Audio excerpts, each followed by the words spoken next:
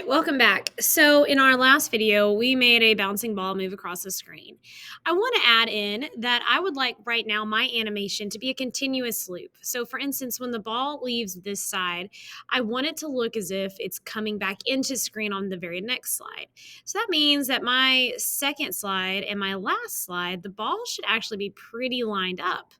But I'm looking and I can tell right now that it's not. So how can I fix this? I want to go to my very first slide. And you should have a ruler going across the top and the bottom. I believe if you do not, you simply go to View and you can click Show Ruler. And I can click anywhere on this ruler and have it add a horizontal guide, which is going to add a line across, or anywhere on the top and add a vertical guide.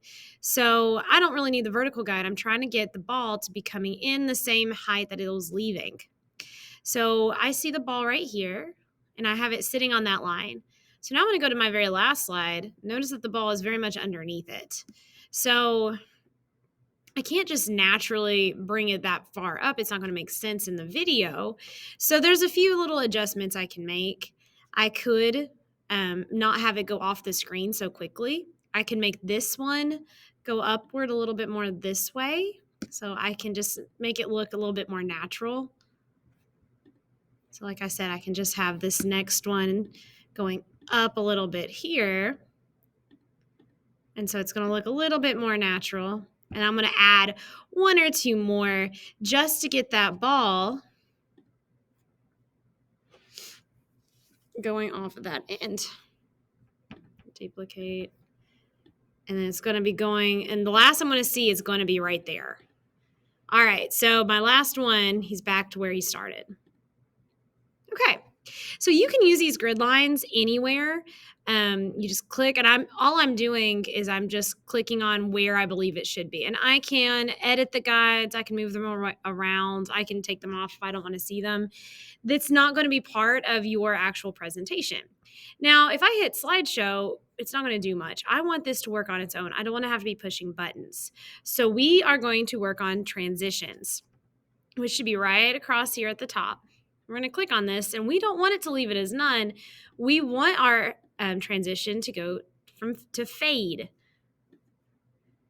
All right, and we want that to happen very fast. And we want to apply that to all the slides.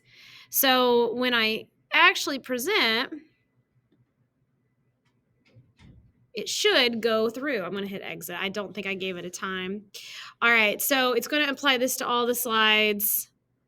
Yeah, okay. We're good. All right, now I want to hit play down here. Okay, it's not wanting to show it. Press slide or enter to continue. Okay. So it is saved in here, and we'll be able to do some adjustments here in just a minute. So we did apply all this to every single slide, and we want this to start when we actually start our activity. All right. So I'm going to go ahead and click out of here, and now we are going to finish it up by publishing to the web. So we're going to click Publish to Web. We're going to change this to every second. And we want to start the slideshow as soon as the player loads. And I want it to restart. Then I'll click Publish. And if it asks you, yes, you do. All right, this is the code that you're going to need.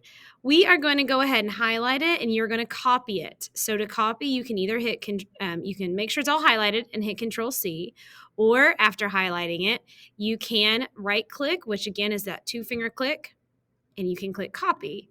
So either way, you just need to copy it. And we're going to go back up to our tabs. Once I have it copied, I'm going to click in here, and I'm going to paste. All right, now here's the thing. The code we just got ends in 1,000. That's 1,000 milliseconds. And a second is going to make it look a lot less natural. We actually want this to go a lot faster. So we can adjust this number. So I've pasted this in. I actually want this to go at 100 milliseconds instead of 1,000. This is going to do it's going to have a big difference in how it presents. So once you have pasted this in, before you hit enter, you want to make sure that your 1,000 has been changed to 100 and then hit enter. And see how that little bounce there at the end? There we go.